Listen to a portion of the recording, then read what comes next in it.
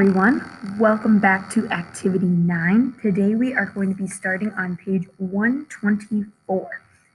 Now the bell ringer-ish type thing here we're going to talk about are these following considered polynomial functions or not? And if they are, we're going to state the degree. So it's kind of looking through our polynomial functions here. The first one is a perfect example of polynomial function of degree 5.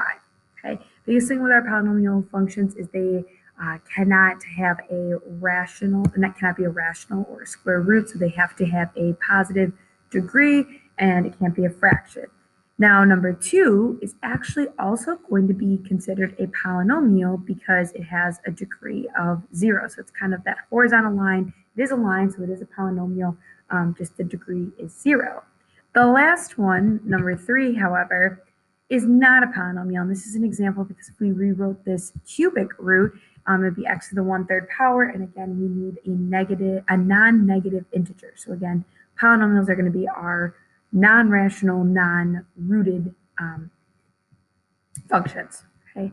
So what today's main focus then is going to be is on page 124, looking at some features of polynomial functions and being able to graph functions using our graphing calculator. So you're definitely going to want that handy.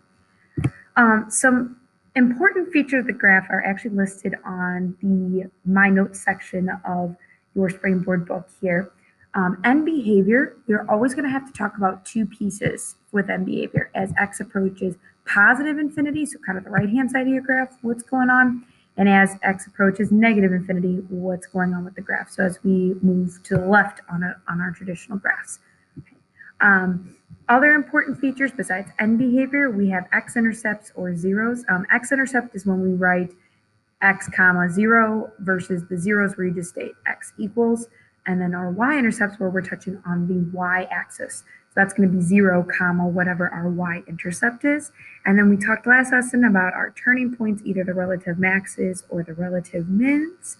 And finally, whether a function is increasing, aka going up, or decreasing, going down over specific periods of time on our graph. Okay, so that's all some stuff we're going to talk about today. And I would definitely recommend highlighting it or kind of understanding these big vocab words for the day, whether you keep track of them or not. Now back to page 124, then we have two graphs given to us with pictures, okay? And again, some of the things you're going to want to be able to do in this unit, especially this lesson, is be able to talk about features of our graph. So in this particular graph here, our domain of graph A is all real numbers. There's no holes, there's no areas where this graph is not going to work.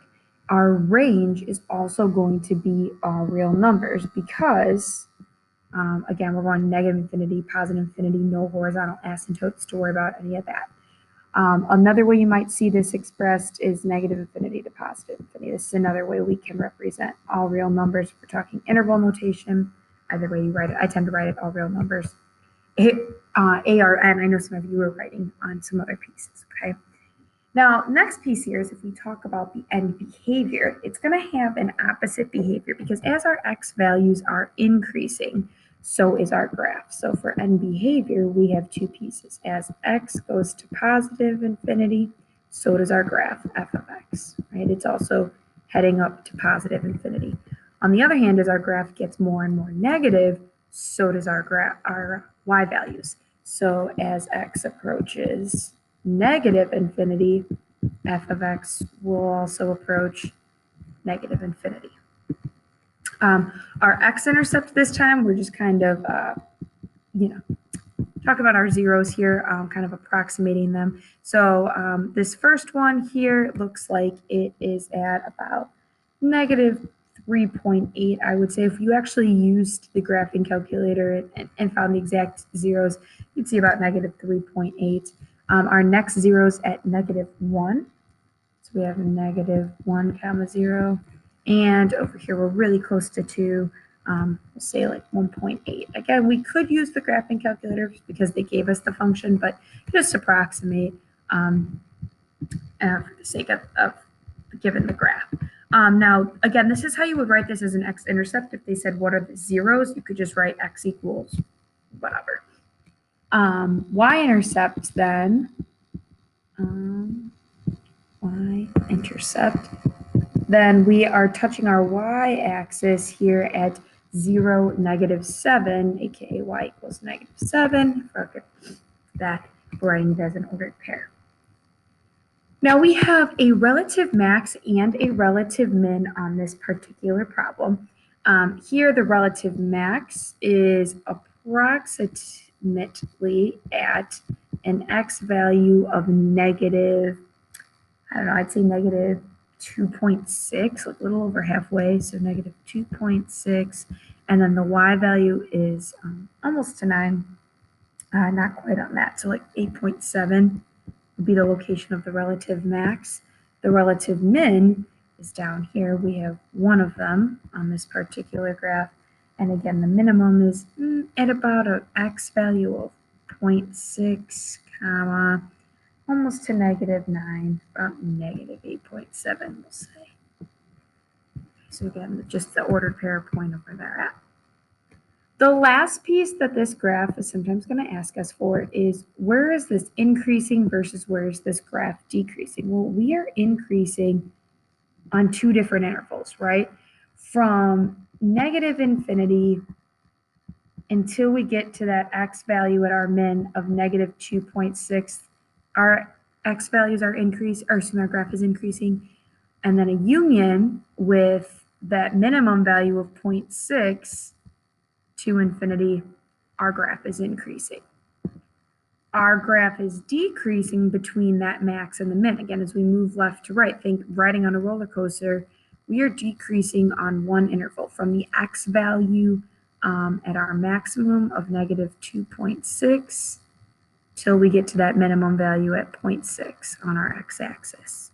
Okay, so I always like to think, if you're riding left to right on the roller coaster, what x values are you kind of peaking at versus hitting your minimum at? Those are your increasing intervals and your decreasing intervals. Now we have a slightly different graph here for part B. Okay, and again, just to kind of quickly go through some things, what we're going to see is domain and range, again, all real numbers. You'll kind of notice that common trend with these polynomial functions, that our domain and our range are kind of the same. End behavior this time is again going to depend on what end we're looking at. One end is increasing, one end is decreasing. So as x approaches positive infinity, the graph is also increasing. But as it approaches negative infinity, it is decreasing, right, going towards those negative values. And we only have one x-intercept this time, 1, 0, and that is going to be located at -1. Our y-intercept is at +1, so 0, comma, +1. So we have that. And finally, our graph is actually increasing the entire time. As we move from left to right, this graph is just going up, up, up the whole time. So our increasing interval here is from -infinity to positive infinity. It's just always increasing in this case. Okay.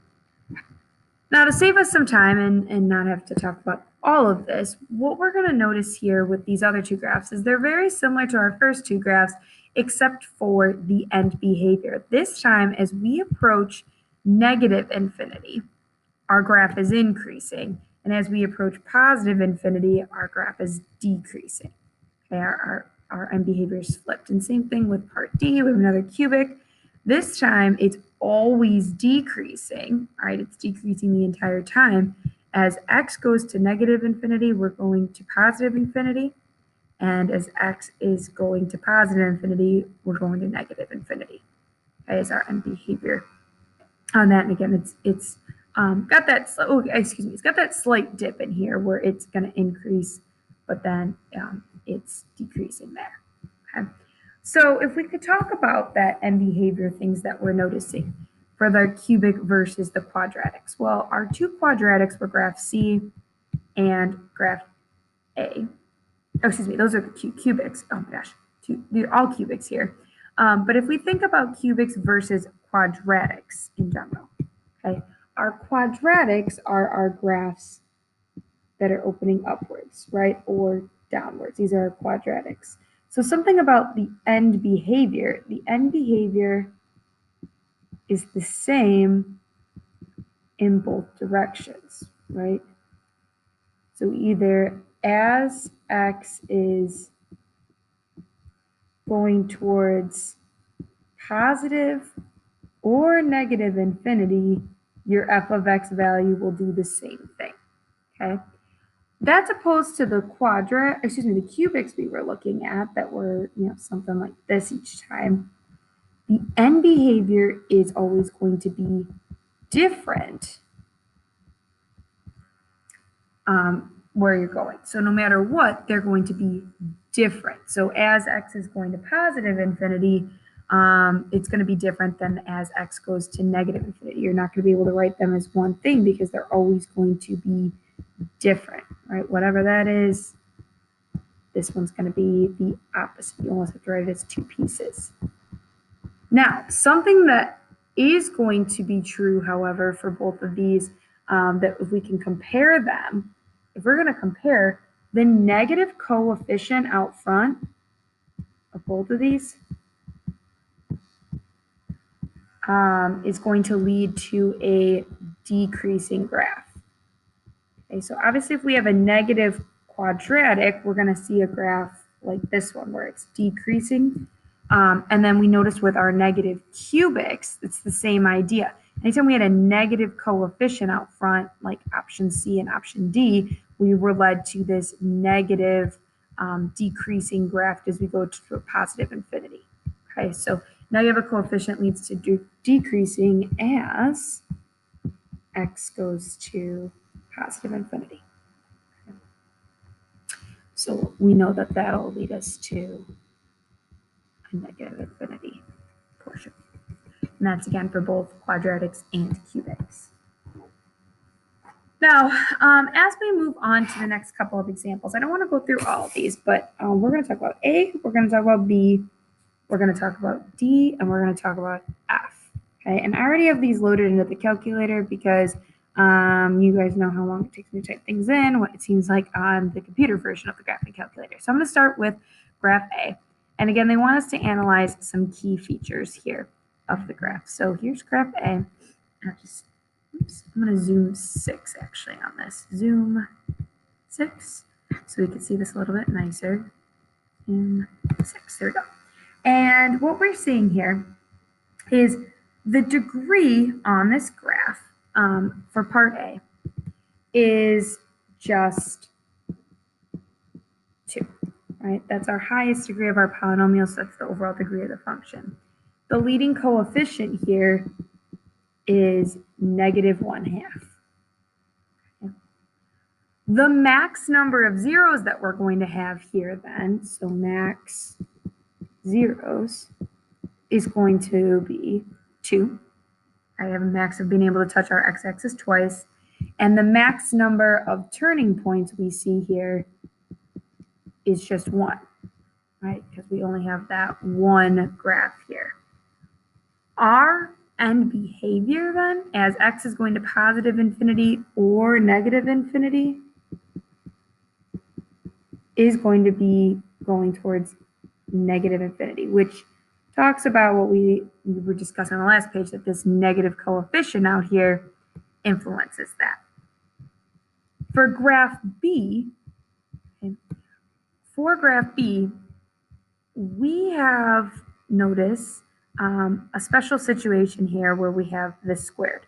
This is actually going to lead us to the idea of multiplicity, which you are going to see, or multiple roots, which you're going to see on your math terms box on page 126. Okay, and basically what a multiplicity shows us is that we have a max or a min occurring at our zeros. So at the -2 and x equals +2, we have this bounce in our graph. It's like it touches the 0 and bounces back.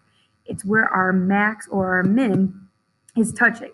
So for this particular graph here, this is actually going to be a degree 5 polynomial, because if we expanded this all the way out, our first term would involve an x to the 5th, meaning that the overall degree of the polynomial is 5.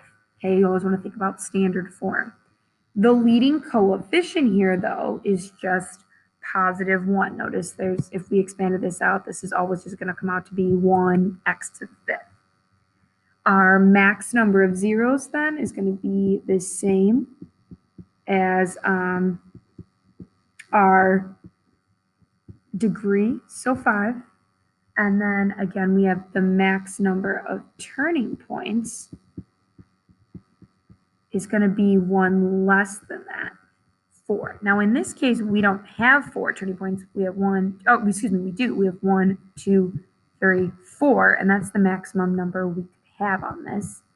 And our end behavior, as x goes to positive infinity, so do our y values, or f of x values.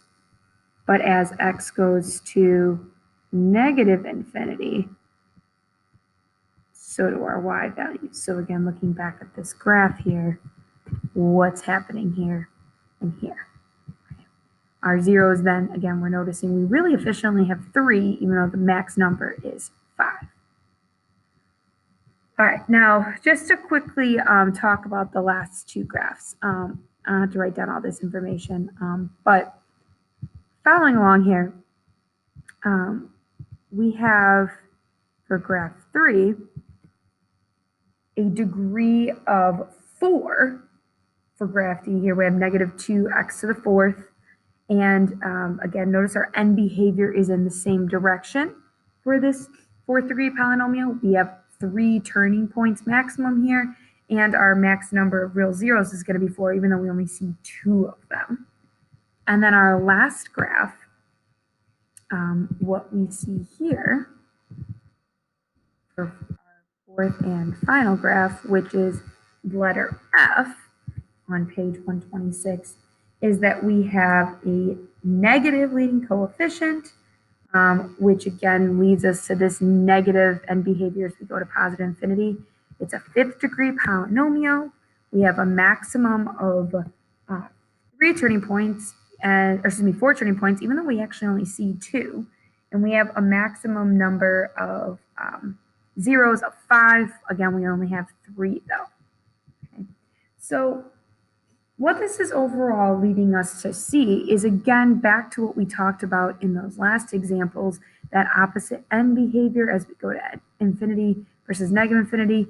Even though this isn't cubic, it's an odd degree polynomial, versus a graph like we had in number 3, which was an even degree polynomial that had the same end behavior again. That leading coefficient is influencing, again, since it's negative, what the end behavior on both of those are. Okay, so something important to notice too is, again, that turning points always 1 less than the degree of the polynomial. That's the maximum number.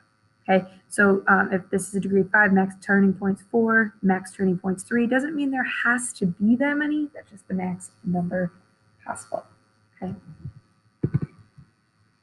Last but not least, I'm going to end you to stop at what we were talking about here. A reminder with domain and range for number 4. Just a reminder. Actually, we'll look at this 3rd graph. When we talk domain and range, when we have an even function like a quadratic or a quartic, one thing we're going to notice here is that the domain is all real numbers, but remember your range is always just going to be less than your maximum value here. So just be aware that this is only going to be the y values less than or equal to your y values maximum. So just versus these are the only ones that are going to have domains and range that you have to worry about are going to be your even functions. Otherwise, odd functions, it's always all real numbers no matter what, because it's going from negative infinity to positive infinity. And then number 8, what type of thing do we need to talk about with these double roots? What does that mean? Well, a reminder that with double roots, okay, that with those double roots, that's going to indicate for us a relative max or min value on the x-axis at the value of a root, aka. So those kind of indicate to us a bounce back, if you will, to be a max. All right. Sorry for the long lesson. We will work on the lesson practice together in class. All right, and see you guys then. Have a great rest of your day.